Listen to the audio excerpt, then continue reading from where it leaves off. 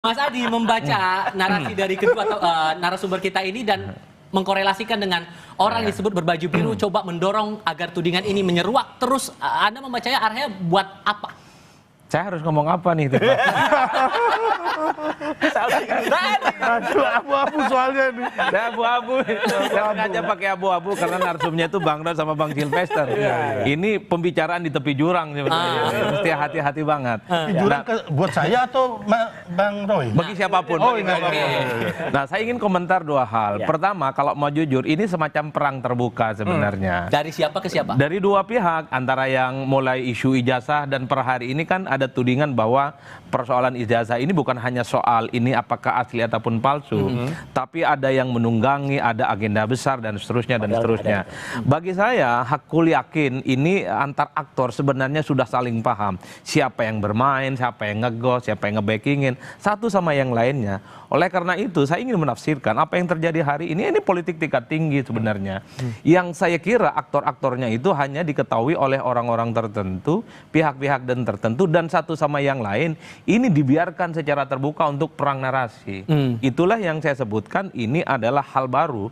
Kalau dulu bicara tentang ijazah pasti soal siapa yang asli, siapa yang tidak asli, siapa yang palsu, kemudian siapa yang nuduh palsu. Ya, itu yang palsu. Per hari ini pergeseran pembicaraan itu soal siapa yang sebenarnya bicara soal ijazah ini bukan lagi soal asli dan tidak asli, tapi sebenarnya ada permainan politik yang kemudian ini dikait-kaitkan dengan bagaimana jalan panjang menuju 2029. Itu yang pertama, Mas.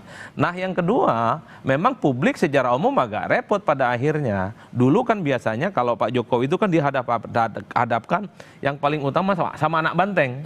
Setelah itu anak abah. Nah, per hari ini anak biru, banyak kali ini kode-kodenya. Arah yang warna biru itu tujuannya buat ke siapa? Kalau mau jujur sebenarnya, kalau ada partai politik yang misalnya nih, ya warnanya itu hijau, bagi orang Madura itu juga biru, Mas.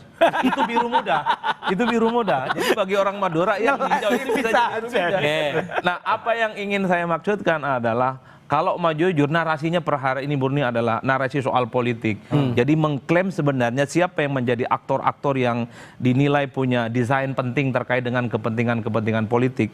Jadi asli ataupun tidak asli itu belakangan sekarang. Dulu mungkin iya. Tapi per hari ini asli, tidak asli ataupun palsu itu nomor 40. Yang paling utama hari ini adalah siapa sebenarnya mastermind, dalang utama yang mencoba untuk memainkan ini. Itu artinya apa? Bahwa gerakan-gerakan terkait dengan ijazah ini bukan gerakan soal untuk mengungkap fakta-fakta yang terkait dengan ijazah, tapi ada yang disebut dengan hidden agenda. Pemilu 2009. Kan itu kan narasinya kan. Itu yang saya sebutkan, ada paradigm shift, ada perubahan paradigma orang bicara hari ini. Tentang dalang, tentang warna biru, tentang aktor, tentang kepentingan pilpres. Sesuatu yang sejak 6 bulan, 7 bulan lalu ketika muncul ijazah itu tidak pernah dibicarakan. Termasuk apakah juga ada kode di balik datangnya Presiden Joko Widodo ke reuni Fakultas Kehutanan Universitas Gadjah Mada beberapa waktu lalu. Dan